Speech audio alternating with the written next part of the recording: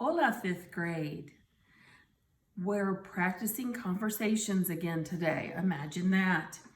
So I want to review with you because we're going to do some written conversation and then I'll ask you to do some verbal conversation later with a partner. But to start with, just reviewing, remember that Spanish punctuation has some things that are similar to English. There are periods at the end of sentences, or even if it's just one word and it's a conversation, they go ahead and punctuate it. So if I said hola, I'm going to start it with a capital letter and end it with a period, okay? And the punctuation also includes a question mark at the end of questions, but remember, there's an upside down one at the beginning of questions as well.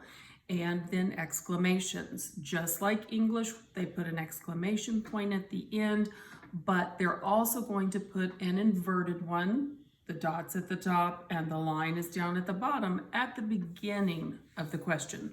So it's right side up at the end, upside down at the beginning for an exclamation point. And those are really the main things that we're working on right now. Be sure you're using your punctuation even in your practices. That's why it's called practice, right? We want to get to where it just becomes second nature.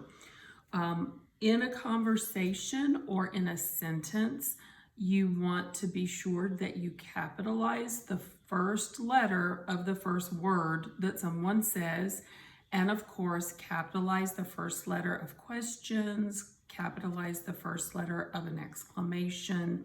Anytime you're changing from one expression to another, you're going to do that capital letter. So be sure you're practicing that. Now, you're going to need a paper and a pen or a pencil for this next set.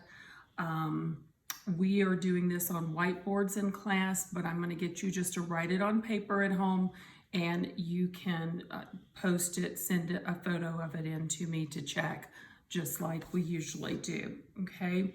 So you can pause the video if you need to do that. You're also going to pause the video to do your writing. I'm going to give you some conversation prompts.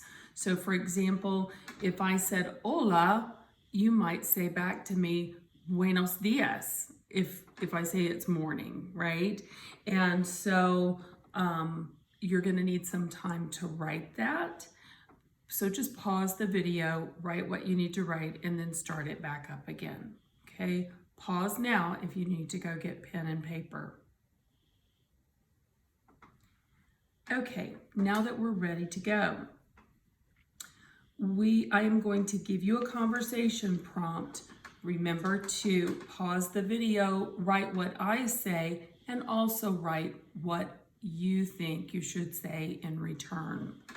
We're going to start out and say that it's in the afternoon. Okay, so that's a cue to you for something that you know how to say. And I'm going to start the conversation by saying, hola.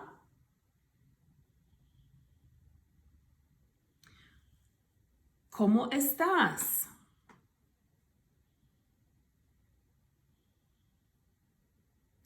Yo estoy muy bien. I said that because I figured you asked me, ¿y tú? ¿Cómo te llamas? Mucho gusto. Hasta luego.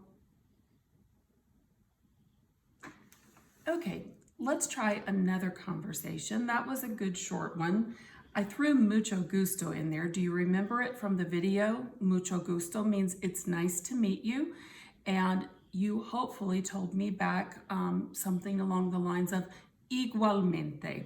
Now that won't be on a test, but it's really good to know, so I like to practice it.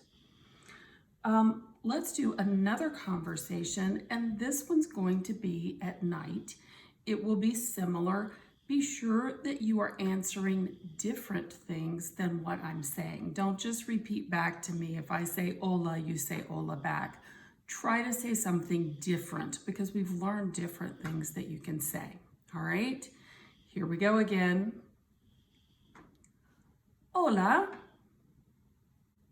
¿qué tal?